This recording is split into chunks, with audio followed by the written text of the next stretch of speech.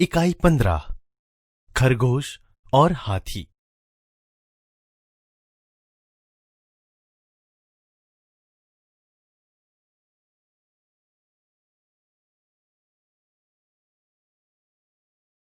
इकाई को सुनिए। खरगोश एक छोटा सा जानवर है और हाथी बहुत बड़ा। इस कहानी में खरगोश किस प्रकार अपनी समझदारी से हाथियों से अपनी रक्षा करते हैं, इसका वर्णन है। यह कहानी पंचतंत्र से ली गई है। एक जंगल में एक सरोवर था। सरोवर के किनारे गीली जमीन थी। वहां बहुत से खरगोश रहते थे। खरगोशों के बिल जमीन के अंदर थे। वे दिन भर इधर उधर कूदते रहते, नरम नरम घास खाते, रात को अपने घरों में सो जाते। वे सब बहुत प्रसन्न रहते थे। उसी जंगल में कुछ हाथी आ गए। हाथियों की झुंड में कुछ शरारती हाथी थे। वे अपनी सूंड से छोटे छोटे पेड़ तोड़ देते, पौधे कुचल देते। हाथियों के बच्चे खेल खेल में एक दूसरे से लड़ते। कभी एक छोटा हाथी नीचे होता, कभी दूसरा। हाथी पानी से बहुत प्यार करते हैं। वे सूंड में पानी भर भर कर नहाते, फिर सरोवर के किनारे मिट्टी में लौटते। नरम जमीन उनके भार से दब जाती। साथ ही कई खरगोश परिवार भी दब जाते। इससे खरगोश बहुत दुखी थे। खरगोशों के सरदार ने एक उपाय सोचा। कुछ चुने हुए खरगोशों के साथ वह हाथियों के सरदार के पास गया। कुछ दूरी पर बैठ खरगोशों के सरदार ने अपने अगले पांव उठाए। उसने उन्हें हाथ जोड़ नमस्कार किया। हाथी ने सूंड उठाकर नमस्कार का उत्तर दिया। खरगोश सरदार बोला, हम चांद के भांजे हैं। चांद में आप हमारे भाई बंधुओं को देख सकते हैं। हमारे कुछ भाई धरती पर रहने आए हैं। मामा रोज सरोवर में आते हैं हमसे मिलने। वे आपसे नाराज है। हाथी बोला, क्या? क्यों नाराज है? हमने क्या किया है? खरगोश बोला, सरोवर के समीप नरम मिट्टी में सुराख कर हमने अपने घर बनाए हैं। आपके आने से सुराख दब गए, जिससे चंदा मामा के बहुत से भांजे दब गए। इसीलिए वे आपसे बहुत नाराज है। खरगोश आगे बोला, वे रात को सरोवर में आएंगे और उन्हें यह देखकर अच्छा नहीं लगेगा। रात हुई, पूर्णमासी का चांद निकला। हवा तेज थी। सरोवर में हल्की हल्की लहरें उठ रही थी। चांद लहरों के साथ साथ ऊपर नीचे हो रहा था। हाथी और खरगोश वहां पहुंच गए। खरगोश बोला, देखिए महाराज, चंदा मामा गुस्से से कांप रहे हैं। आप जल्दी यहां से दूर चले जाएं। लगता है मामा नाराज हो रहे हैं। हाथियों के सरदार ने अपने झुंड की तरफ देखा।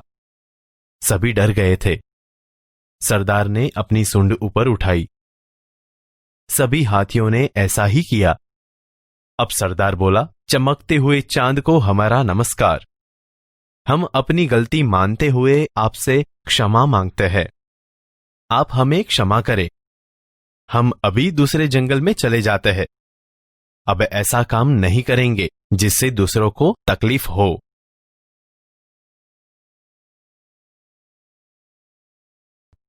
एक जंगल में एक सरोवर था। सरोवर के किनारे गीली जमीन थी। वहां बहुत से खरगोश रहते थे। खरगोशों के बिल जमीन के अंदर थे। वे दिन भर इधर उधर कूदते रहते, नरम नरम घास खाते, रात को अपने घरों में सो जाते। वे सब बहुत प्रसन्न रहते थे। उसी जंगल में कुछ हाथी आ गए। हाथियों के झुंड में कुछ शरारती हाथी थे। वे अपनी सूंड से छोटे छोटे पेड़ तोड़ देते, पौधे कुचल देते। हाथियों के बच्चे खेल खेल में एक दूसरे से लड़ते। कभी एक छोटा हाथी नीचे होता, कभी दूसरा। हाथी पानी से बहुत प्यार करते हैं।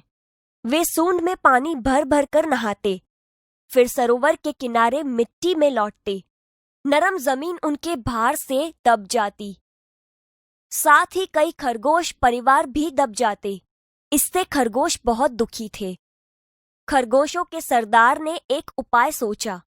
कुछ चुने हुए खरगोशों के साथ वह हाथियों के सरदार के पास गया। कुछ दूरी पर बैठ खरगोशों के सरदार ने अपने अगले पांव उठाए। उसने उन्हें हाथ जोड़कर नमस्कार किया। हाथी ने सूंड उठाकर नमस्कार का उत्तर दिया।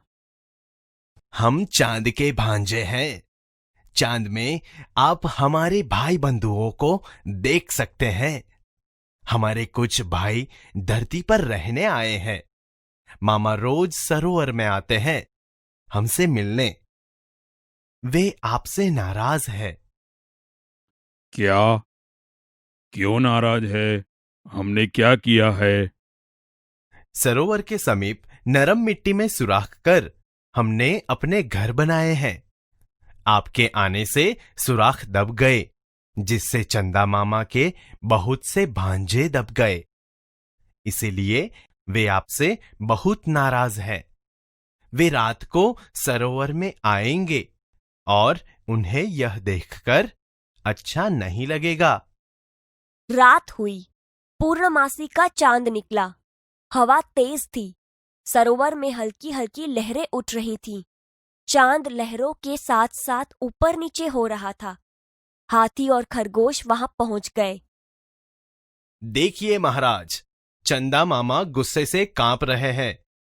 आप जल्दी यहां से दूर चले जाएं।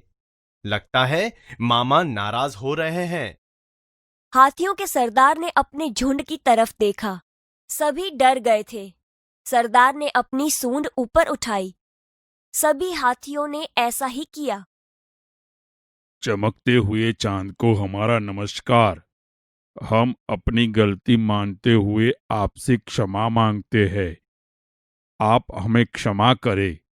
हम अभी दूसरे जंगल में चले जाते हैं। अब ऐसा काम नहीं करेंगे जिससे दूसरों को तकलीफ हो।